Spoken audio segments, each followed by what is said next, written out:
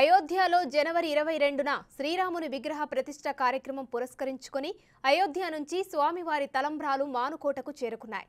ఈ తలంబ్రాలను జిల్లా నలుమూలలకు చేరవేయడానికి శ్రీరామ ట్రస్ట్ ఆధ్వర్యంలో తలంబ్రాలతో శోభాయాత్ర నిర్వహించారు. ఇక ఇదే అంశంపై పూర్తి సమాచారం మా ప్రతినిధి మధు అందిస్తారు. జనవరి 22న అయోధ్యలో ఈ రామ జన్మకు సంబంధించిన విగ్రహ ప్రతిష్ఠ చేస్తున్న నేపథ్యంలో మొత్తం సంబంధించింది అయోధ్య నుంచి సంబంధించినటువంటి శ్రీవారి తలంబ్రాలు మొత్తం ఇక్కడికి జిల్లా వ్యాప్తంగా నుంచి మండలాల నుంచి గ్రామీణ ప్రాంతాల మొత్తం చేరుకున్నాయి.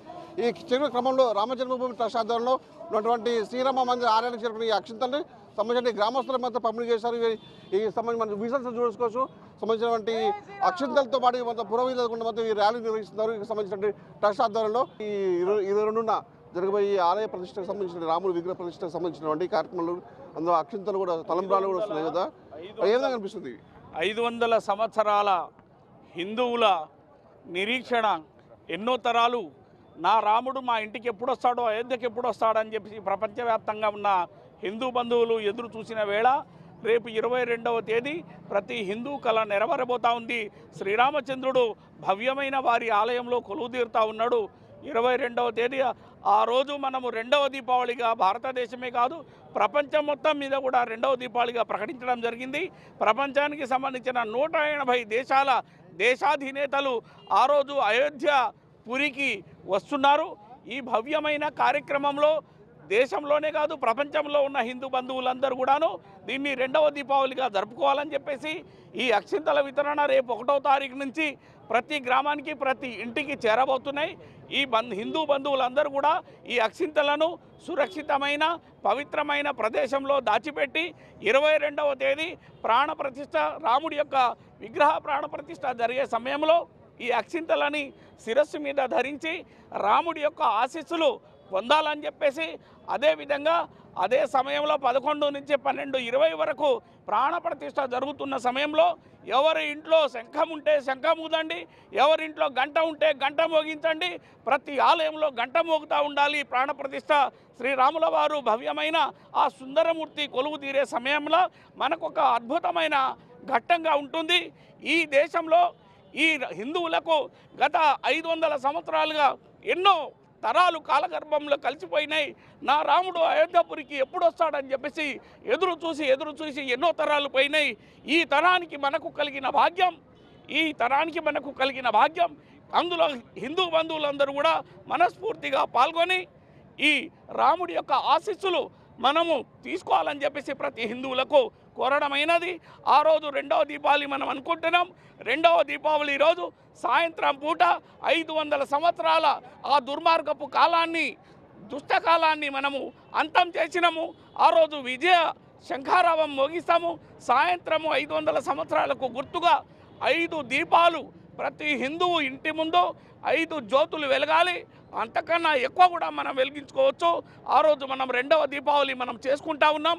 కాబట్టి ఈ 2వ దీపావళి సందర్భంగా ప్రతి హిందూ కుటుంబం అతి పవిత్రంగా భావించే శ్రీరాముడి యొక్క ఆశీస్సులను తీసుకొని ఆ రోజు ఆ ఘడియలో మీకు అందించిన అక్షింతలు 1 నుంచి 15 వరకు ఇస్తాము.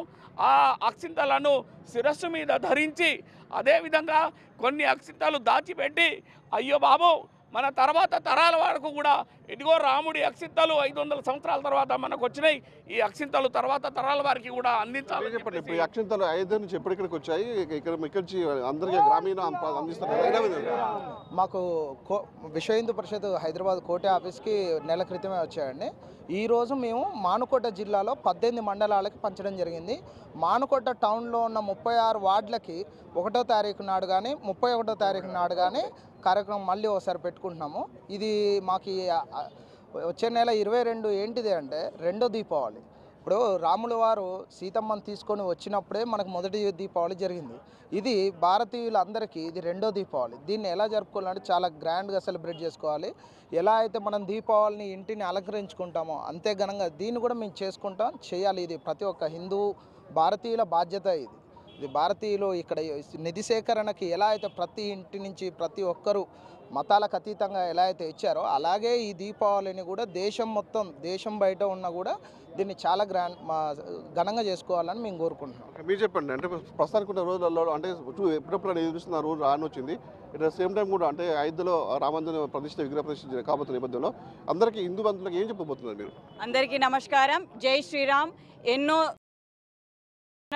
దివ్యమైన ముహూర్తం మనకు జనవరి 22వ తారీఖు నాడు మన రాముల వారు కొలువు తీరుతున్నారు.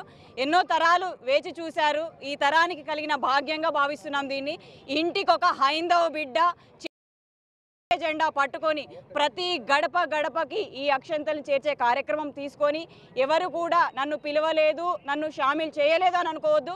ప్రతి ఒక్కరు స్వచ్ఛందంగా బయటికి వచ్చి తల్లిదండ్రులు కూడా వాళ్ళకి చేత కాకపోతే పిల్లల్ని బయటికి పంపించండి. ఇంటికి ఒక హిందూ బిడ్డ, చేతిలో కాషాయ జెండా, ఈ నినాదంతో బయటికి వచ్చి జనవరి 1వ తారీఖు నుంచి 15వ తారీఖు వరకు ప్రతి ఒక్క గడపకి రాజకీయాలకు అతీతంగా మతాలకు అతీతంగా ప్రతి ఒక్కరు ఇందులో షామిల్ కావాలని మనస్ఫూర్తిగా కోరుకుంటున్నాము. ఎన్నో తరాలుగా వేస్ట్ చేసినాం కాబట్టి ఇప్పుడు మన తరానికి కలిగిన భాగ్యంగా నాకు చాతనైతలు ఇవన్నీ ఏం సాకులు చెప్పకుండా యువతకు ఇది ఒక రామరాజ్యాన్ని తీసుకొస్తేందుకు ఇది ఒక స్ఫూర్తి. ఏ నాయకుడి వల్ల కూడా కాలేదు. ఇది కేవలం ఇవాళ యూపీలో యోగి ఆదిత్యనాథ్, నరేంద్ర మోడీ వల్లనే ఇది సాధ్యమైంది. కావున ప్రతి ఒక్కరూ ముందటికి వచ్చి ఇందులో భాగస్వాములు కావాలని కోరుకుంటున్నాను. 22వ తారీఖు నాడు అందరూ కూడా అతి పవిత్రంగా భావించి 11 గంటల నుంచి 12 గంటల 20 నిమిషాల వరకు ఎన్ని పనులున్నప్పటికీ కూడా రామనామం జపిస్తూ ఇంటిలో గంట మోగుతూ ఉండాల్సిందే. అది మనం అయోధ్యకు చేరుకోలేకపోవచ్చు ఆనాడు, కానీ ఈ గంట అయోధ్య రాముడికి వినిపించాలి మన గంట మోతని. అలాగే వీలైతే వీధులు మొత్తం కాంతివంతంగా వెలిగించాలని కోరుకుంటున్నాం. ఇంటికి తప్పకుండా 5 దీపాలతోని సుందరీకరణంగా చేసి మన రామునికి మనం వెలిగించే దీపంగా చేయాలి. Thank you so much.